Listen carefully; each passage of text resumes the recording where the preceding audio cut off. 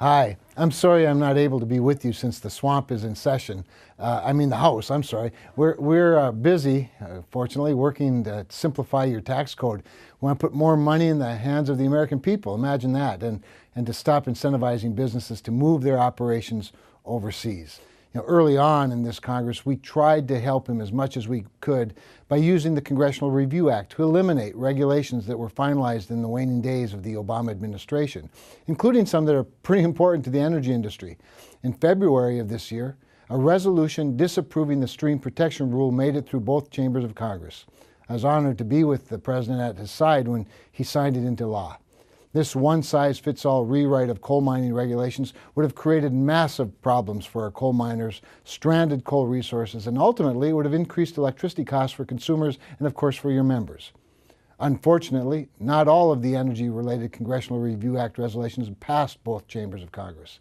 In seeking broader regulatory reform, the House passed the Regulatory Accountability Act on January 11th of this year, which combines 6 previously passed reform-minded bills to eliminate overly burdensome red tape and regulations in order to lift unnecessary burdens on hard-working Americans and to promote jobs, innovation, and economic growth. A companion bill has had a hearing in the Senate, but no further action. Other regulatory relief bills that passed in the House include the Midnight Rules Relief Act, which passed the House on January 4th. The Senate companion was approved by the Homeland Security and Governmental Affairs Committee on a straight party line vote and awaits a floor vote. The REINS Act, that's the Regulations from the Executive in Need of Scrutiny Act, passed on January 5th. Now, this bill would increase accountability for and transparency in the federal regulatory process by requiring Congress to approve all new major regulations, just like we do in the state of North Dakota. The Senate companion bill was approved by the Homeland Security and Governmental Affairs Committee, again on a straight party line vote, but it awaits a vote by the whole body. The Small Business Regulatory Flexibility Improvement Act passed the House on January 11th, and the Senate companion was, yes, approved by Homeland Security and Governmental Affairs Committee, again on a straight party line vote. It'd be impossible to exaggerate how important it was that President Trump lifted the Obama moratorium on federal coal leases and the overreaching Clean Power Plan. The checkerboard chaos created by the first, it's a job killer that threatened the efficiency of our producers right here in North Dakota and many of the places where you get your fuel, and of course around the country. The Clean Power Plan would have significantly increased electricity prices, put grid reliability at risk, and no other state in the Union was under attack more than North Dakota.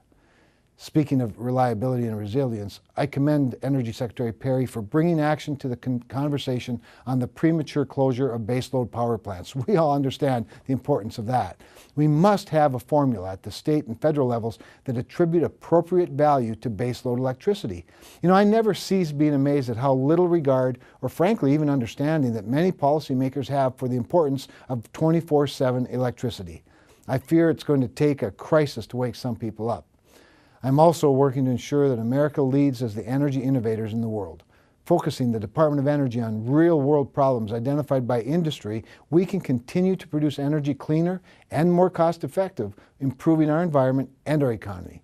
These technology solutions can then be exported to our allies, enhancing our national security and improving their living standards.